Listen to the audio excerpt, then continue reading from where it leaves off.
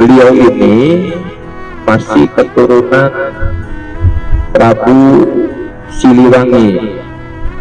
Jadi Sunan Gunung Jati ini masih keturunan Prabu Siliwangi, Raja Pajajaran pada saat itu. Jadi Prabu Siliwangi itu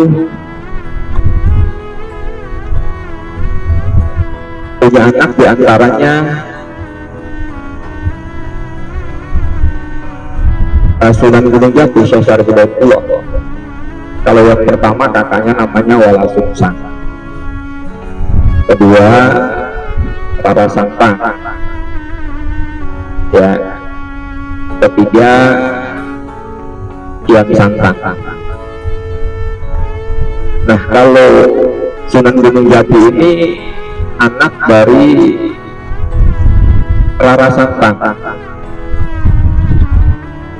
Jadi Rara Santang ini ketika beliau berhaji ke Mekah bertemu dengan Zuriyah, ya, kalau di Arab sana namanya Syarif, kalau perempuan Syarifah. Jadi Syarif itu gelar, termasuk Zuriyah atau keturunan Rasulullah. Itu laki-laki Syarif namanya, kalau perempuan Syarifah. Nah, Rara Santang ini ketemu dengan Syarif Abdullah, keturunan Rasulullah, kemudian menikah itu punya anak, anaknya diantaranya yaitu Syarif Hidayatullah. Jadi kalau Syarif Hidayatullah ini cucunya Prabu Siliwangi, dari anaknya ya dari keturunan Rara Santang. Nah, ketika menginjak usia mulai dewasa, beliau ini gemar menuntut ilmu sampai ke negeri Mekah belajarnya. Nah, terakhir pulang ke Ampel berguru kepada Sunan Ampel.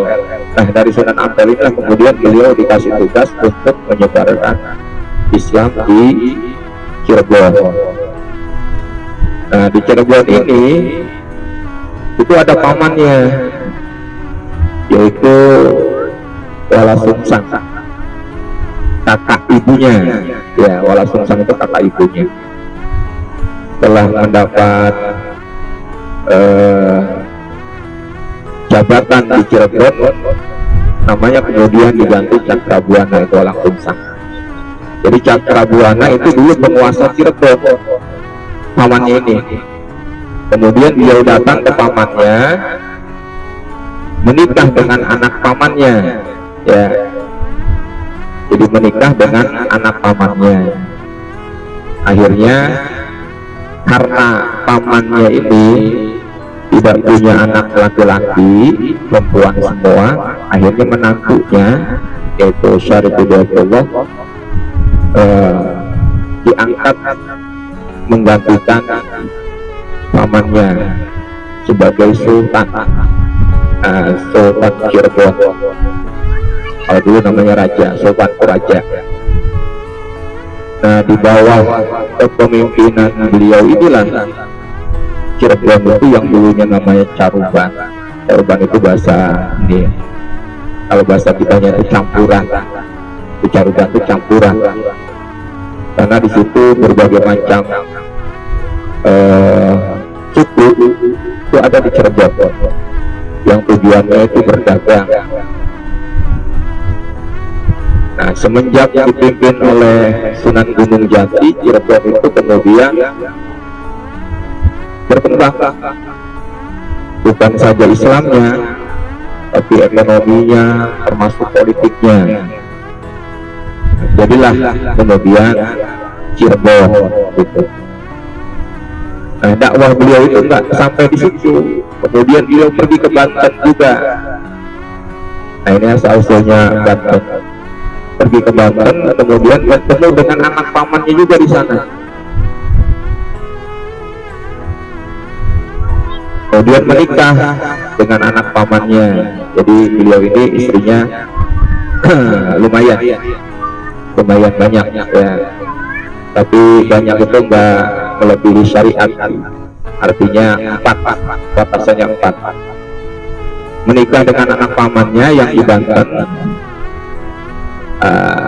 namanya istrinya itu Kaupaten, kemudian punya anak namanya Hasanuddin yang kemudian menjadi Sultan Banten, dapat gelar Maulana Hasanuddin. Yaitu Maulana Hasanuddin itu putranya Sunan Gunung Jati ya, dari pamannya, dari anak pamannya namanya Permadi. Kalau yang di Cirebon itu pamannya juga, anak pamannya juga,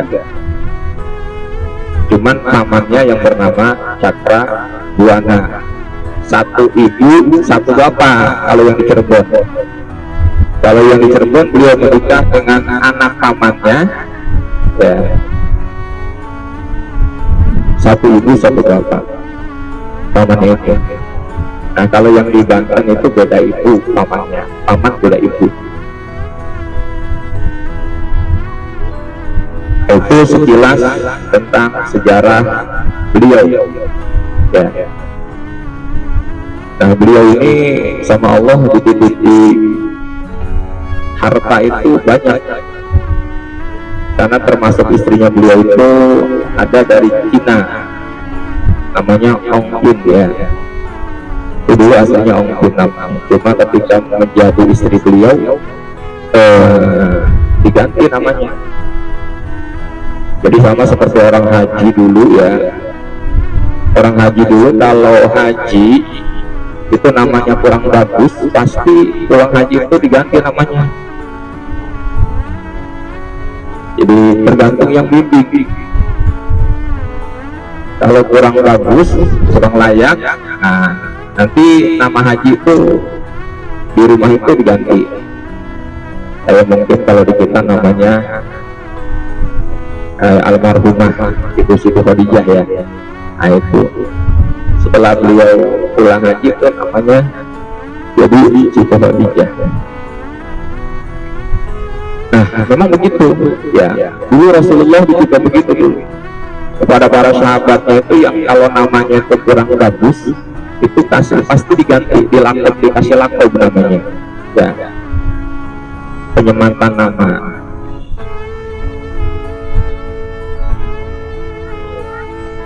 Di pergantian nama setelah ibadah haji itu memang sudah ada dari dulu. Termasuk Wali Songo ini juga dapat lakop itu kayak Sunan Gunung Jati, kan namanya Syarif Hidayatullah, kemudian dapat lakop Sunan Gunung Jati karena berdakwah di daerah Gunung Jati ya. Dulu namanya Syekh Jati, dan kemudian digelari Sunan Gunung Jati. Nah cara berdakwah beliau itu santun ya. Kalau dulu untuk menarik perhatian umat itu cara adat itu dipakai. Maksud cara adat itu tradisi masyarakat di situ kayak seneng gamelan, itu dipakai dakwahnya. Beliau pakai gamelan, Sunan Kalijogo pakai wayang, dakwahnya gitu. Nah, beliau ini termasuk berdakwah lewat gamelan. Yang nonton nggak bayar, cuma syaratnya mengucap 2 kalimat syahadat gitu. Itu cara mengislamkannya gitu ya, mengucap asyhadu an la ilaha illallah wa asyhadu anna muhammadar rasulullah. Nonton dah. Nah, tapi di situ beliau bisa berdakwah. Itu cara-cara Wali Songo dulu berdakwah itu begitu. Mengislamkan orang itu dengan caranya. Nah, yang penting Islam dulu gitu, mengucap 2 kalimat syahadat. Karena beliau berpikir nanti akan ada generasi setelah saya, kalaupun saya tidak sempat menambah keilmuan untuk umat Cirebon, pasti ada generasi setelah saya. Yang penting saya Islamkan dulu gitu. Maka kemudian ada kan generasi setelahnya. Nah, sehingga sampai sekarang umat itu yang belajar ini ya, alhamdulillah pinter gitu yang belajar. Tapi yang jelas dulu para wali itu bagaimana orang ini Islam dulu gitu, baru nanti diajarkan pelan-pelan. Sebagaimana Islamnya Prabu Siliwangi. Prabu Siliwangi itu ketika Islam, ketika menikah dengan muridnya Syekh Puro Lawang itu, beliau itu syaratnya harus ke Mekah cari tasbih gitu bahasanya. Mas kawinnya, maharnya itu tasbih, cuma diambil dari Mekah. Nah, di Mekah ini ketemu dengan sahabatnya Syekh Puro, cuma Syekh Puro sudah nitip, nanti kalau ada orang dari tanah Jawa ya ciri-cirinya begini datang ke sana, kamu ajarkan 2 kalimat syahadat. Maka kemudian ulama Mekah itu mengajarkan 2 kalimat syahadat kepada Prabu Siliwangi. Nah, aslinya ketika menikah ya beliau sudah Islam. Adapun setelah menikah beliau kembali kepada hidup, itu Allah alam. Tapi sejauh yang dipahamkan, beliau itu sebetulnya tetap pilihan Allah, Prabu Siliwangi itu ya, termasuk pilihan Allah. Karena generasi berikutnya dari keturunannya, baik anak maupun cucunya itu menjadi ulama semua ya. Anak-anaknya 3 seperti Cakrabuana, Rara Santang, kemudian Kian Santang yang di Garut, itu menjadi ulama penyebar Islam semua. Sampai kemudian generasi yang kedua, cucunya itu juga sama. Artinya Prabu Siliwangi itu memang pilihan Allah. Sampai terakhir wafatnya pun beliau sebetulnya tidak diketahui. Karena umumnya raja-raja dulu itu kalau sudah selesai menjadi raja dan digantikan, beliau itu biasanya pergi sholat. Kalau orang dulu namanya mukso ya, nggak tahu perginya kemana, pamit. Yang tahu jangan ngasih tahu, yang nggak tahu jangan nyari tahu, gitu biasanya pesannya. Jadi aku mau pergi, yang tahu nanti keberadaanku jangan ngasih tahu sama yang lain, yang tidak tahu jangan nyari tahu. Itu dulu gitu, raja-raja dulu gitu disebutnya mukso.